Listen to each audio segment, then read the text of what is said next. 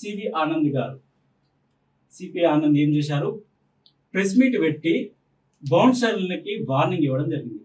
అసలు ఈ బౌన్సర్లు ఎవరు అపాయింట్మెంట్ చేస్తారు, ఎవరి ఆధీనంలో ఉంటారు, వాళ్ళని ఎవరు పెట్టుకోవడానికి వాళ్ళకి ఏ రైట్స్ ఉన్నాయి, సో వీటి గురించి మాకు క్లారిటీ కావాలి. రైట్, మంచి క్వశ్చన్ సంపత్ గారు. యాక్చువల్లీ పుష్ప 2 సినిమాకి ఏదైతే ఇప్పుడు రీసెంట్లీ జరుగుతున్నదో ఈ ఇష్యూస్ అంతా కూడా ఆల్మోస్ట్ చిరికి గాలి వానగా మారుతుంది. సో ఫ్యాక్ట్ ఇది ఇష్యూస్ అన్ని బయటికి రావాల్సిందే. బికాస్ ఆఫ్ ఒక్కొక్కటికి ఒక్కొక్కటి ముడిపడి ఉంటుంది. ఎప్పుడు కూడా ఒక ఇష్యూ జరిగిందంటే దానికి ఎన్నో కారణాలు. దాంట్లో భాగంగా ఈ రోజు అక్కడ చాలా విషాదకరమైన ఘటనలు జరిగినాయి. సో ఈ ఇష్యూ మీద సీఎం రేవంత్ రెడ్డి గారు కూడా డెసిజన్ తీసుకున్నారు కొంతవరకు. మన సివి ఆనంద్ గారు, హైదరాబాద్ కమిషనర్ ఆఫ్ పోలీస్, వారు కూడా ప్రెస్ మీట్ పెట్టడం, వారు అల్టిమేట్ గా ఏజెన్సీస్ వాళ్ళని హెచ్చరించడం, దట్ ఈస్ ఫ్యాక్ట్. నేను దానికి అగ్రి అవుతున్నాను. As a security association of Telangana president గా, స్టేట్ ప్రెసిడెంట్ గా నేను డెఫినెట్లీ ఆనంద్ గారు ప్రస్తావించినటువంటి విషయాన్ని నేను అంగీకరిస్తున్నాను.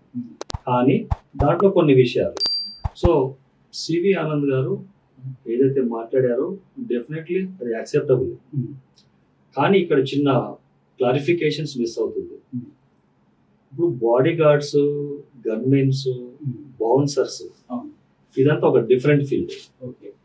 Private security head guards, supervisors ఇదంతా ఒక different wing. Security guards and supervisors, head guards, CSO, ASO, SO ఇలా అని కేటగిరీస్ ఉంటాయి.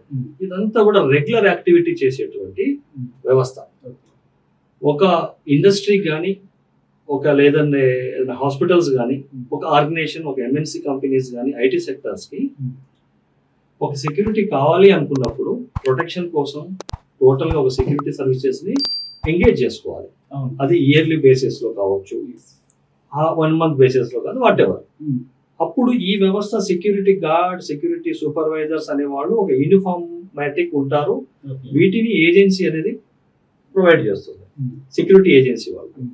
Body guard, gunmen and bouncers అనేది ఇది ఈవెంట్ ఆర్గనైజేషన్ సంబంధించింది.